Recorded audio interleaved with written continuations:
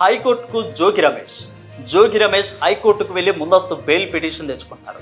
ఎందుకు అంటే గత కొద్ది రోజుల క్రితం చూసుకున్నట్లయితే వైసీపీ హయాంలో 2019 నుంచి 2024 వరకు అధికారంలో ఉన్నప్పుడు చంద్రబాబు నివాసంపై అదేవిధంగా పార్టీ ఆఫీస్పై కూడా కొన్ని దాడులు చేశారు వైసీపీ నేతలు. ఇదే నేపథ్యంలోనే జోగి రమేష్ ప్రముఖ వ్యక్తిగా వైసీపీ నాయకులందరూ కూడా ఎవరైతే చంద్రబాబు నివాసం మీద దాడి చేశారో Z+ కేటగిరీ ఉన్న చంద్రబాబు నివాసం మీద దాడి చేశారో ఆ ఘటనలో మొట్టమొదటి వ్యక్తి జోగి రమేష్ అన్నట్లు కూడా తేల్చెప్పారు. దాదాపు మనకు ఆ విజువల్స్ అదేవిధంగా బుద్ధ వెంకన్న అదేవిధంగా జోగి రమేష్ ఇద్దరు కూడా వాగ్వాదం, కార్యకర్తలు ఇటు టీడీపీ కార్యకర్తలు అటు వైసీపీ కార్యకర్తలు ఇద్దరు కూడా పోటాపోటీగా మాట్లాడుకొని మాట అనుకున్న సందర్భాలు విజువల్స్ కూడా మనం అన్ని చూసాను.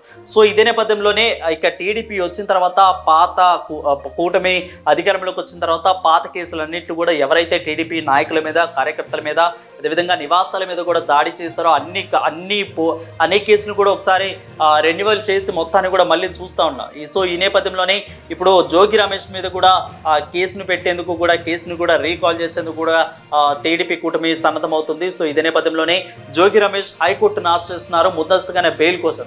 ఆల్రెడీ కూడా వైసీపీ నేత పిన్నెల్లి రామకృష్ణారెడ్డి నిన్న చూసుకున్నట్లయితే ఇక సుధాకర్ కర్నూలు మాజీ ఎమ్మెల్యే సుధాకర్ ఇప్పుడు కేసులో ఉన్నారు.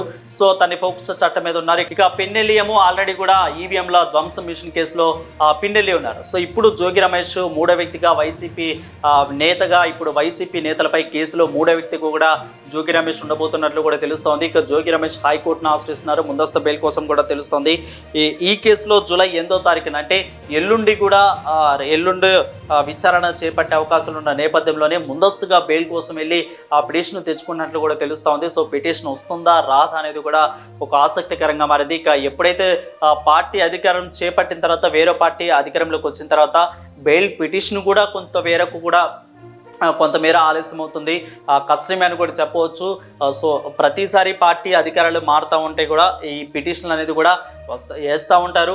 సో కొంత ఆలస్యం అవుతుంది, కొంతమందికి రిజెక్ట్ చేస్తుంది కోర్టు. సో ఇప్పుడు జోగి రమేష్కి ఇస్తారా ఇవ్వరా అనేది కూడా ఆసక్తికరంగా మారింది. సో ఒకవేళ జోగి రమేష్ గణిస్తే విచారణ ఏ విధంగా ఉండబోతుంది, విచారణలో ఖచ్చితంగా జోగి రమేష్ ఏ విధంగా తన ముందు వాగ్మూలం ఇచ్చుకుంటారు, అదేవిధంగా విచారణ ఏ విధంగా వస్తుంది అనేది కూడా ఒక ఆసక్తికరంగా మారింది. సో చూద్దాం, స్టే విత్ us.